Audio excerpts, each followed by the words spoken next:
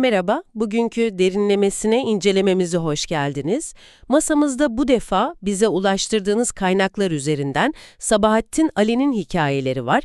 Ama konumuz yazarın kendisinden ziyade hikayelerinin adeta gizli kahramanı olan mekanlar. Gönderdiğiniz analiz, yazarın eserlerinde kullandığı o köylerin, apartmanların, kasabaların sadece birer arka planı olmadığını, aslında hikayenin ruhunu ve ana çatışmasını yansıtan canlı unsurlar olduğunu savunuyor. Bizim görevimiz de işte bu mekanların ardındaki sembolik dili çözmek, Sabahattin Ali'nin bu yerlerin neden ve nasıl birer karakter gibi kullandığını anlamaya çalışmak. Kesinlikle çok doğru bir yerden başladın. Çünkü bu analizlerin bize gelen kaynakların temel tezi aslında tam olarak bu. Sabahattin Ali için asıl mesele toplumsal adaletsizliktir. Yani o ezen ile ezilen arasındaki bitmeyen gerilim. Ve kullandığı her mekan bu gerilimi en çarpıcı şekilde sahnelemek için özenle seçilmiş bir dekor, hatta bir oyuncu gibi.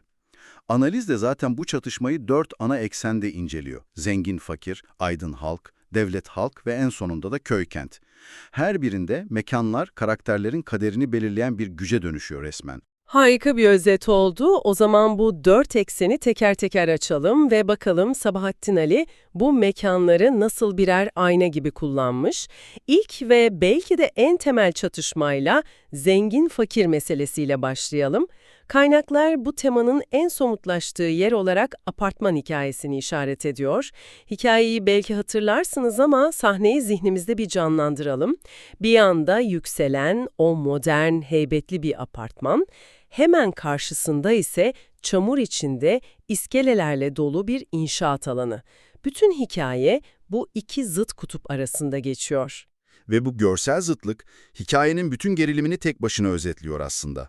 Bir tarafta zenginliğin, gücün, o steril hayatların yaşandığı apartman, diğer tarafta ise o apartmanı var eden emeğin, alın terinin ve, evet, sefaletin yaşandığı inşaat. Sabahattin Ali kelimelerle bir tablo çiziyor adeta. Aynen öyle. Ve bu tablonun ortasında o acı olay yaşanıyor. İnşaattaki bir işçinin küçük oğlu babasına yardım etmek için hamallık yaparken apartman sahibinin içkilerini taşıyor. Ve talihsizlik bu ya, çocuk sokakta düşüp şişeleri kırıveriyor. Bunun üzerine apartmanın penceresinden bir azarlama, bir hakaret seli başlıyor.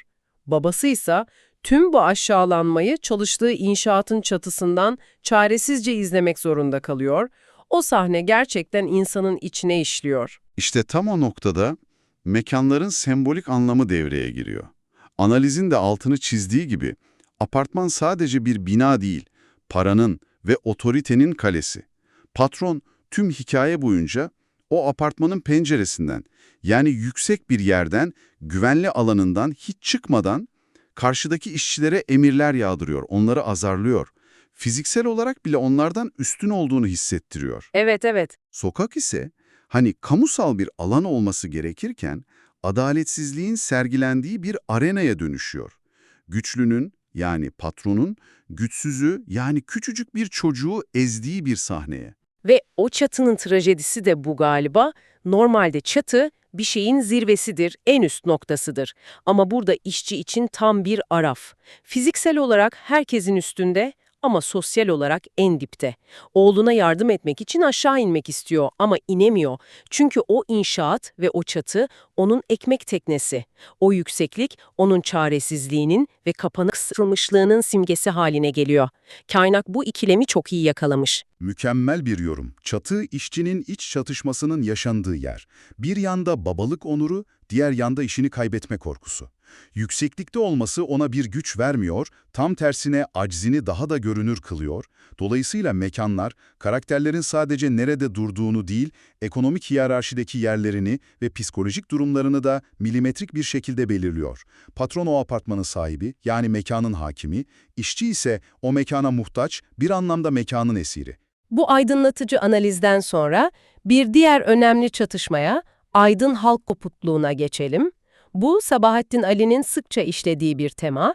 Bize ulaştırdığınız kaynaklara göre bu eleştirinin en keskin şekilde yapıldığı hikaye Köpek.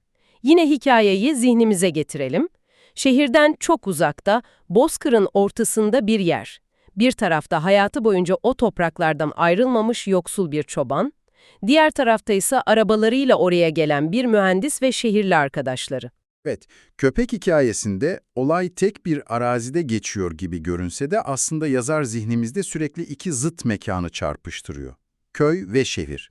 Kaynakta da belirtildiği gibi hikayedeki çobanın dünyası olan köy, açlığın, ağ baskısının ve çaresizliğin hüküm sürdüğü unutulmuş bir yer.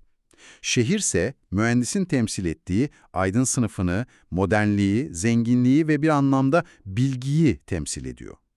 Ama bu iki dünya aynı toprak parçasının üzerinde durmalarına rağmen birbirine fersah uzak. Bu uzaklık sadece fiziksel değil sanırım. Hikayede mühendisin çobanla iletişim kurma çabası var ama bu çok üstten bir yerden geliyor. Sanki bir bilim insanı incelediği bir canlı türüyle konuşuyor gibi. Onu anlamaya değil, sadece gözlemlemeye, kendi entelektüel merakını gidermeye gelmiş gibi bir hali var. Bu tavır o dönem aydınının halka bakışına dair çok şey söylüyor. Kesinlikle. İşte mekansal uzaklık burada zihinsel ve sosyal uzaklığın bir metaforuna dönüşüyor. Yazarın o mekanı şehirden çok uzak diye sürekli vurgulaması tesadüf değil. Bu aydının halktan ne kadar kopuk, ne kadar uzak olduğunu simgeliyor. Mühendisin çobana terakliden yani ilerlemeden bahsetmesi ama çobanın tek derdinin o günkü ekmeği olması. Bu iki dünyanın birbiriyle konuşamadığını gösteriyor. Aynı dili konuşmuyorlar. Mühendisin iyi niyeti bile çobanın gerçekliğini anlamaktan aciz olduğu için bir tür küçümsemeye dönüşüyor. İki dünya aynı coğrafyada bile birleşemiyor. Bu aydın halk arasındaki zihinsel ve sosyal mesafe aslında başka bir uzaklığa da ayna tutuyor. Devletin köylüden uzaklığına. Kaynağın bu konuda Kaan'ı hikayesi üzerinden yaptığı analiz çok çarpıcı. Kaan'daki o köyün uzak olması beni çok etkiledi. Analiz bu mesafeyi sadece kilometre olarak görmüyor, değil mi? Bunun altındaki sembolik anlam ne tam olarak? Tam olarak öyle.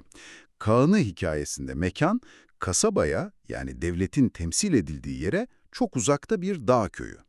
Bu fiziksel uzaklık doğrudan doğruya devletin otoritesinden ve adaletinden de uzak olmak anlamına geliyor. Bu boşluğu kim dolduruyor? Tabii ki yerel güç sahibi, yani ağa. Hikayede ağanın oğlu bir cinayet işliyor. Normalde ne olması gerekir? Jandarma gelir, soruşturma yapar, suçlu yargılanır. Ama bunların hiçbiri olmuyor. Olmuyor çünkü jandarma yani devlet o kadar uzakta ki. Ölen adamın annesi, o acılı kadın, şikayetçi olmak için kasabaya gitmeyi aklından bile geçiremiyor. Zaten gidecek gücü de yok.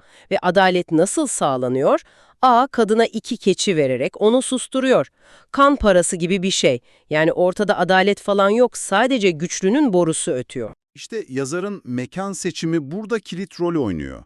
O köyün kasabaya olan fiziksel uzaklığı, devletin bıraktığı otorite boşluğunu ve feodal düzenin acımasızlığını temsil ediyor. Uzaklık sadece coğrafi bir terim olmaktan çıkıp, devletin adalet mekanizmasının ulaşamadığı bir terk edilmişlik halini simgeliyor.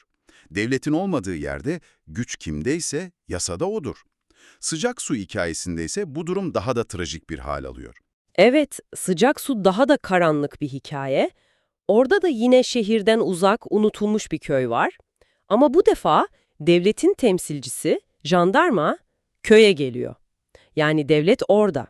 Fakat bu daha iyi bir durum yaratmıyor, aksine zulmü bizzat devletin kendisi yapıyor. Aynen öyle. Bu defa ağanın oğlunu öldüren bir genç jandarmadan saklanıyor. Jandarma yani devleti temsil eden güç o otorite boşluğu içinde kontrolden çıkıyor ve kendisi bir baskı unsuruna dönüşüyor. Genci cezalandırmak için onu bulamayınca karısına tecavüz ediyor. Devletin koruması gereken vatandaşa bizzat devletin silahlı gücü zulmediyor. Hikayedeki o küçük, yoksul ev ise köylünün bu zulüm karşısındaki mutlak çaresizliğini simgeliyor. O ev sığınılacak bir kale değil, ihlal edilen, içine zorla girilen bir acizlik mekanı haline geliyor. Yani sonuç köylü için değişmiyor. Devlet ya hiç yok ve ağanın insafına kalmış ya da var ama bir canavara dönüşmüş. Bu gerçekten de insanın kanını donduran bir hikaye. Tüm bu konuştuğumuz temalar, yoksulluk, devletin yokluğu ya da zulmü, bir şekilde son bir çatışma noktasında birleşiyor, köy-kent ikilemi. Kaynaklarda Sabahattin Ali'nin bu çatışmada genellikle köyden yana bir tavır aldığı, şehrin köyleri yutan bir canavar gibi resmedildiği belirtiliyor ve bu durumun en trajik sonuçlarını da belki de kadınlar yaşıyor. Bu noktada gramofon avrat hikayesi akla geliyor. Evet, gramofon avrat bu toplumsal çürümeyi özellikle Anadolu'daki kadın sorununu çok çarpıcı bir şekilde işliyor. Ve bunu yine mekanlar üzerinden yapıyor. Hikayenin geçtiği yerler çok manidar, Konya ve çevresi ve bu coğrafya içinde de oturak alemlerinin yapıldığı tenha bağ evleri, umumhane ve en sonunda hapishane. Bu mekan seçimlerinin hepsi bilinçli değil mi? Bir tesadüf eseri seçilmiş yerler değil. Kesinlikle değil. Bize gönderilen analizde bu çok güzel açıklanıyor. Oturak alemleri ve bağ evleri, bölgedeki erkek egemen eğlence kültürünü ve kadına bakışı simgeliyor. Buralar erkeğin hüküm sürdüğü, kadının ise sesi ve bedeniyle bir eğlence nesnesi olarak tüketilip atıldığı kapalı devre alanlar. Kaynağın vurguladığı gibi, hikayenin Konya gibi muhafazakar kimliğiyle bilinen bir bölgede geçmesi ise müthiş bir tezat oluşturuyor. Bu tezat, kadının cinsel olarak nasıl sömürüldüğünü ve toplumun ikiyüzlülüğünü daha da vurucu bir şekilde anlatıyor. Gündüz ahlak bekçiliği yapılan bir toplumda, geceleri bu mekanlarda yaşanan çürümüşlüğü gözler önüne seriyor. Yani hikayenin kahramanı olan kadının bu mekanlar arasındaki yolculuğu aslında onun sömürülme ve nesneleştirilme sürecinin bir haritası gibi. Her mekan sömürünün farklı bir aşamasını mı temsil ediyor? Tam olarak bu. Kadın, bu mekanların her birinde farklı bir sömürü biçimine maruz kalıyor ve en sonunda sistem onu tamamen yutup hapishaneye atıyor. Yazar karakterini bu mekanların içinde gezdirerek Anadolu'da kadının ne kadar sahipsiz olduğunu, erkek egemen ahlak anlayışı tarafından nasıl öğütüldüğünü resmediyor. Mekanlar, kadının trajik kaderinin durakları haline geliyor. Peki tüm bunları bir araya getirdiğimizde ne görüyoruz? Başta söylediğimiz gibi Sabahattin Ali için mekan bir hikayenin sadece geçtiği yer değil, hikayenin ruhu, çatışmanın ta kendisi. Şehirden uzak bir köy sadece bir coğrafi konum değil, devletin unuttuğu bir halkı, adaletsiz bir düzeni ya da aydının sırtını döndüğü bir trajediyi temsil edebiliyor. Bir apartman beton ve camdan ibaret değil, sınıflar arasındaki görünmez ama yıkılmaz duvarların somutlaşmış hali olabiliyor. Sonuç olarak, yazar her hikayesinde bir ezen ve bir ezilen grubu karşı karşıya getiriyor ve mekanları bu adaletsizliği en çıplak, en rahatsız edici haliyle gösterecek bir sahne olarak kullanıyor. Mekanlar, karakterlerin ruh hallerini, sosyal statülerini ve nihayetinde kaderlerini şekillendiren aktif unsurlar.